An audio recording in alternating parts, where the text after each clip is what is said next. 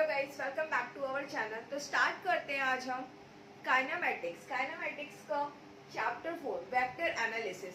तो वेक्टर में बहुत लोगों को डाउट रहता है, तो सबसे पहले इसका कॉन्सेप्ट क्लियर करते हैं कि एक्चुअल में होता क्या है। तो फर्स्ट इसमें जो पॉइंट है वो क्या है आपका फिजिकल क्वांटिटी।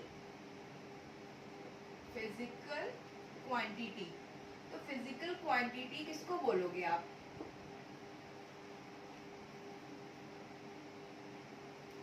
फिजिकल क्वांटिटी हम किसको बोलेंगे? जिस भी क्वांटिटी को अगर हम मेजर कर सकते हैं उसको हम क्या बोलेंगे? Physical quantity. तो सिंपल लैंग्वेज में क्या बोल सकते हो आप? Any quantity that can be measured. जिस भी क्वांटिटी को अगर हम इजीली मेजर कर सकते हैं उसी को हम क्या बोलते हैं? Physical quantity. Any quantity that can be measured.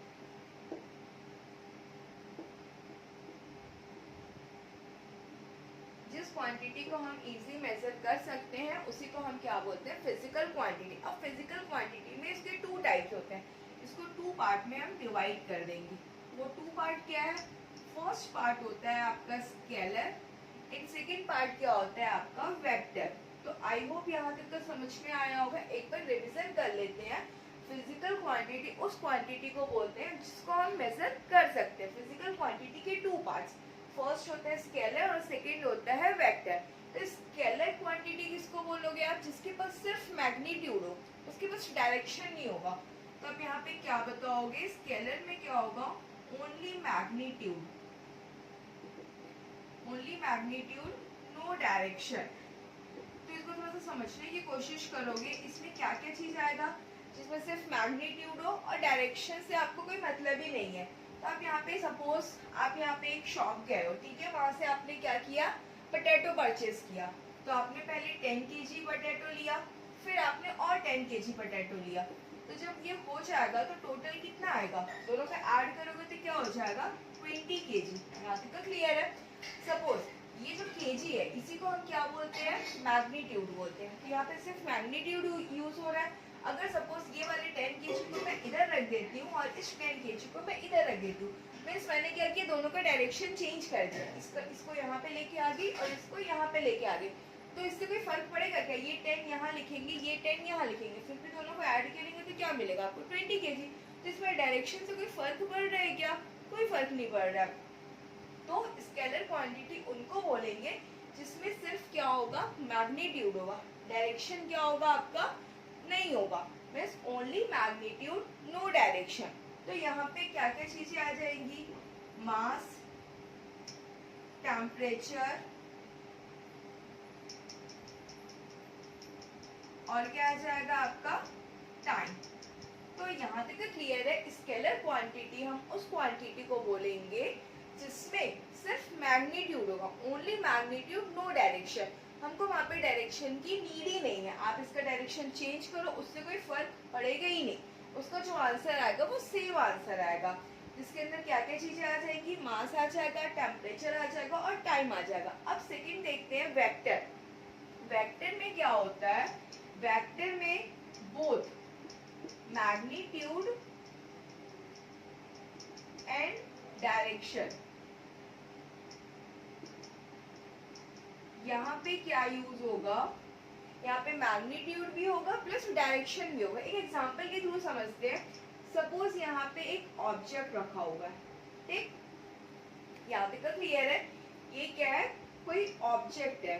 तो सपोज आप इमेजिन करेंगे आप यहाँ पे खड़े हो, ठीक, और यहाँ पे आप 10 न्यूटन फोर्स से इस ऑब्जेक्ट को ऐसे पुश करके धक्का दे रहे हो आप, ठीक। आपका एक और फ्रेंड आ जाता है और वो भी सेम आपके डायरेक्शन में ही खड़ा हो जाता है और बोलता है कि चल मैं तेरी हेल्प करता हूँ, और वो भी 10 न्यूटन से क्या करेगा? इस ऑब्जेक्ट को पुश करेगा। तो आप भी 10 न्यूटन फोर्स से इस ऑब्जेक्ट को पुश कर रहे हो और जस्ट आपके बगल में आपका फ्रेंड भी खड़ा होकर सेम फोर्स 10 न्यूटन से वो भी पुश कर रहा है। तो दोनों जब मिलके पुश करोगे तो यहाँ पे कितना फोर्स लग जा रहा है? दोनों पे ऐड करेंगे तो 20 न्यूटन का फोर्स लग रहा है। मीन्स दोनों जो सेम डायरेक्शन में फोर्स लगा रहे हैं तो फोर्स क्या हो जा रहा है? ये ऐड हो जा रहा है। मीन्स कितना हो गया? 20 न्यूटन। ठीक, यहाँ तक क्लियर है? अब एक सेकेंड एग्जांपल लेते हैं। सपोज ये कोई एक ऑब्जेक्ट है, ठीक, आप यहाँ पे खड़े हो और 10 न्यूटन फोर्स से इस ऑब्जेक्ट को ऐसा धक्का दे रहे हो, आपका फ्रेंड आता है और जस्ट आपके अपोजिट डायरेक्शन, आप यहाँ खड़े हो और जस्ट आपके अपोजिट डायरेक्शन यहाँ पे आपका फ्रेंड खड़ा हो जाता है और वो भी 10 न्यूटन से उस ऑब्जेक्ट को धक्का देता है, तो क्या ये जो ऑब्जेक्ट है अपनी पोजीशन से हिलेगी क्या? मूव ही नहीं करेगी, ये अपनी पोजीशन पे है। आप यहाँ खड़े हो और 10 न्यूटन फोर्स से उसको धक्का दे रहे हो, आपके जस्ट अपोजिट में आपका फ्रेंड खड़ा हो गया, वो वहां से 10 न्यूटन फोर्स से पुश कर रहा है, तो वो तो अपनी पोजीशन से हिलेगा ही नहीं, क्योंकि 10 न्यूटन इधर से लग रहा है और 10 न्यूटन उधर से लग रहा है, तो दोनों अपोजिट हो गया, तो अपोजिट हो गया तो दोनों माइनस होके क्या आ जाएगा? 0 न्यूटन। तो यहाँ से हमको क्या समझ में आ रहा है कि अगर सेम डायरेक्शन में फोर्स अगर हम अप्लाई कर रहे हैं तो वो सिंपली क्या हो जा रहा है? ऐड हो जा रहा है, सिंपली ऐड हो जा रहा है। ठीक, अगर हम अपोजिट डायरेक्शन में फोर्स अप्लाई कर रहे हैं तो वो क्या हो जा रहा है? सब्ट्रैक्ट हो जा रहा है। तो यहाँ पे डायरेक्शन का मीनिंग है, यहाँ तक तो समझ में आया आप लोगों को? तो यहाँ पे क्या क्या आ जाएगा? Force, velocity, acceleration. I hope यहाँ तक समझ में आया होगा। एक बार रिवीजन कर लेते हैं। फिजिकल क्वांटिटी किसको बोलते हैं? हम जिस क्वांटिटी को हम मेजर कर सकते हैं उसको हम क्या बोलते हैं? Physical quantity. फिजिकल क्वांटिटी के 2 पार्ट होते हैं, एक होता है स्केलर क्वांटिटी, एक होता है वेक्टर क्वांटिटी। स्केलर क्वांटिटी में सिर्फ मैग्नीट्यूड होता है, हमको डायरेक्शन से फर्क ही नहीं पड़ता, नो डायरेक्शन। तो इसके अंदर क्या क्या आ जाएगा? मास, टेम्परेचर, टाइम। आप इसकी पोजीशन इधर रखो, अपोजिट में रखो, आपको आंसर सेम मिलना है। बट वेक्टर में बोथ मैग्नीट्यूड एंड डायरेक्शन, इसमें मैग्नीट्यूड और डायरेक्शन दोनों की इंपॉर्टेंस होती है। अगर आप सेम डायरेक्शन में फोर्स अप्लाई कर रहे हो तो सिंपली ऐड हो जाएगा, अपोजिट डायरेक्शन में फोर्स अप्लाई करेंगे तो सिंपली वो सब्ट्रैक्ट हो जाएगा। तो आई होप यहाँ तक का समझ में आया होगा। आगे देखते हैं। अब यहाँ पे देखेंगे वेक्टर। वेक्टर तो हमने पढ़ लिया, ठीक है। वेक्टर में क्या होता है? आपको मैग्नीट्यूड प्लस डायरेक्शन दोनों की नीड होती है। अब यहाँ पे देखते हैं कि वेक्टर को रिप्रेजेंट कैसे किया जाता है। तो वेक्टर को रिप्रेजेंट कैसे करोगे? अ वेक्टर इज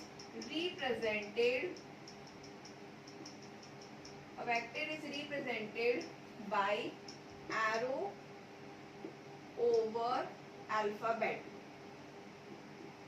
अल्फाबेट के ऊपर हम जो एरो लगाते हैं उसी को हम क्या बोलते हैं? वेक्टर को रिप्रेजेंट करते हैं। और क्या कर सकते हैं? Arrow over alphabet. और क्या कर सकते हैं? Bold letter. बुक्स में क्या होता है? बोल्ड लेटर में शो होता है।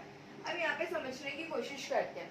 सपोज आपने यहाँ पे फोर्स लिखा, फोर्स, इसको किससे डिनोट करोगे आप? आपने ये एफ लिखे और एफ क्या है? ये अल्फाबेट है। जस्ट इसके ऊपर ये जो आपने एरो लगाया है इसी को हम क्या बोलेंगे? वेक्टर। ठीक। वेलोसिटी, वेलोसिटी को कैसे डिनोट करोगे आप? v के ऊपर एरो लगा दोगे तो ये वेक्टर रिप्रेजेंट कर रहा है। फिर सिमिलरली एक्सलेरेशन, एक्सलेरेशन को आप किससे डिनोट करते हो? a से डिनोट करते हो। जस्ट आप इसके ऊपर अगर ऐसे एरो लगा देते हो तो ये किसको रिप्रेजेंट कर रहा है? वेक्टर को रिप्रेजेंट कर रहा है। तो जनरली अपन बुक में देखते हैं वेक्टर को और कैसे रिप्रेजेंट कर देते हैं? अगर बोल्ड लेटर में अगर वो इस टाइप का भी शो करता है तो इसका मतलब भी वो किसको रिप्रेजेंट कर रहा है? वेक्टर को रिप्रेजेंट कर रहा है। तो आई होप यहाँ तक का समझ में आ गया होगा आप लोगों को। अब आगे देखते हैं। अब देखते हैं यहाँ पे कॉन्सेप्ट हम लोग algebraic addition and vector addition. यहाँ तक तो क्लियर है। अलजेब्राइक एडिशन किसको बोलेंगे? अलजेब्राइक एडिशन में मोस्टली क्या यूज होता है? स्केलर। ठीक। और वेक्टर में क्या यूज होता है? पहले अलजेब्राइक एडिशन, इसमें क्या होगा? सिंपली सपोज इमेजिन करो यहाँ पे एक ऑब्जेक्ट रखा हुआ है। ठीक। इस ऑब्जेक्ट को जब 10 न्यूटन फोर्स से हम क्या कर रहे हैं? पुश कर रहे हैं। सपोज यहाँ पे कोई और एक व्यक्ति आ जाता है, वो भी यहाँ पे 10 न्यूटन से सेम फोर्स लगा रहा है, तो ये सेम डायरेक्शन में जा रहा है। तो सेम डायरेक्शन में जब जा रहा है तो क्या हो जाएगा? ये सिंपली ऐड हो जाएगा। ठीक।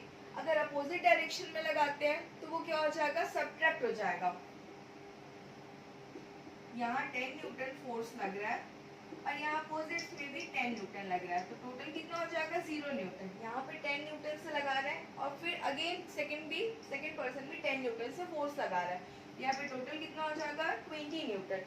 सपोज एक थर्ड ब्लॉक लेते हैं, ठीक, यहाँ पे एंगल फॉर्म कर रहा है, तो यहाँ से एक फोर्स लग रहा है, यहाँ से एक लग रहा है, तो यहाँ पे जो एंगल फॉर्म करेगा तो वो क्या हो जाएगा, 0 और 20 दोनों के बीच में लाई करेगा। यहाँ तक का ठीक है। अलजेब्राइक एडिशन में स्केलर कैसे हो जाएगा, सपोज आपने 10 kg अनियन खरीदा, अगेन आपने 10 kg अनियन खरीदा, तो दोनों को जब आप ऐड करोगे तो कितना मिलेगा आपको, 20 kg। इसको अगर आप इधर करते हो और इसको इधर करते हो तो उससे कोई फर्क पड़ेगा क्या, नहीं पड़ेगा, आपको आंसर सेम मिलेगा। तो जो सिंपली एडिशन होता है वो क्या हो जाता है, अलजेब्राइक एडिशन। और वेक्टर एडिशन के अंदर अभी हम आगे कॉन्सेप्ट में पढ़ेंगे, उसके अंदर जो जो कंडीशंस है उसको देखेंगे। यहाँ पे देखेंगे आप how to add vectors. Vectors को हम कैसे ऐड करते हैं, ठीक। तो फर्स्ट हमने कॉन्सेप्ट पढ़ा था सेम डायरेक्शन, ठीक। सेम डायरेक्शन का मतलब क्या है, ये जो ब्लॉक है यहाँ पे आपने 10 न्यूटन का फोर्स लगाया और सेम वही डायरेक्शन में आपने अगेन एक फोर्स लगाया, तो यहाँ पे क्या हो जा रहा है, दोनों 20 न्यूटन। मीन्स यहाँ पे क्या हो जा रहा है, ये सिंपली ऐड हो रहा है। यहाँ तक तो क्लियर है। सेकेंड कॉन्सेप्ट है opposite sign. Opposite sign means suppose ये एक ब्लॉक रखा हुआ है, आपने यहाँ से 10 न्यूटन का फोर्स लगाया और जस्ट आपने अपोजिट डायरेक्शन में अगेन आपने 10 न्यूटन का फोर्स लगाया, तो दोनों क्या हो जा रहा है, 0 न्यूटन। 0 न्यूटन का मतलब यहाँ पे क्या हो जा रहा है, सब्ट्रैक्ट हो जा रहा है। एंड थर्ड, अगर एनी रैंडम एंगल, अगर कोई एंगल फॉर्म कर रहा है, सपोज यहाँ पे एक ब्लॉक रखा हुआ है, यहाँ पे 10 न्यूटन के फोर्स से लगा रहे हैं और यहाँ 10 न्यूटन फोर्स लगा रहे हैं, तो दोनों के बीच में एंगल जो फॉर्म कर रहा है वो 60 का फॉर्म कर रहा है। तो जब इसकी ये कंडीशन रहेगी तो फॉर्मूला अप्लाई करोगे, जो रिजल्टेंट फोर्स मिलेगा वो क्या मिलेगा हमको, a का स्क्वायर प्लस b का square plus 2ab cos theta. तो ये तीन चीज हमको ध्यान में रखना है। अगर सेम डायरेक्शन में फोर्स लग रहा है तो सिंपली ऐड हो जाएगा, अपोजिट डायरेक्शन में लग रहा है मतलब सब्ट्रैक्ट हो जाएगा, पूरा खत्म। एंड थर्ड, कोई भी एंगल फॉर्म कर रहा है तो आप ये फॉर्मूला अप्लाई कर दोगे, a का स्क्वायर प्लस b का square plus 2ab cos theta. I hope यहाँ तक तो समझ में आया होगा। अगर डाउट है तो आप लोग कमेंट कर सकते हैं। कॉन्सेप्ट समझना जरूरी है क्योंकि आगे जब आप न्यूमेरिकल सॉल्व करेंगे तो आपको कॉन्सेप्ट क्लियर होना चाहिए कि इसको क्या बोलते हैं, कहाँ पे क्या पॉइंट आ रहा है। ओके, यहाँ पे एक चीज और नोटिस करेंगे, जब यहाँ पे सेम डायरेक्शन में लग रहा है तो यहाँ पे एंगल जो बनेगा वो एंगल कितना हो जाएगा, 0। यहाँ पे इधर से भी लग रहा है इधर से भी लग रहा है, मीन्स यहाँ जो एंगल फॉर्म कर रहा है वो क्या है, 180। और रैंडम एंगल मीन्स थीटा का एंगल कुछ भी हो सकता है, 60 है सपोज, उससे ज़्यादा भी हो सकता है, कम भी हो सकता है। तो यहाँ तक क्लियर है। तो एक चीज नोटिस करेंगे, वेक्टर में डायरेक्शन के अकॉर्डिंग साइन लगता है। सेम डायरेक्शन है तो साइन क्या हो गया, पॉजिटिव। अपोजिट डायरेक्शन है तो साइन चेंज हो गया, नेगेटिव हो गया। तो वेक्टर में डायरेक्शन की इंपॉर्टेंस होती है क्योंकि उसके अकॉर्डिंग साइन चेंज हो जाता है। तो आई होप यहाँ तक का समझ में आया होगा। आगे के कॉन्सेप्ट को हम नेक्स्ट वीडियो में देखते हैं। तब तक के लिए थैंक्स फॉर वॉचिंग, बाय।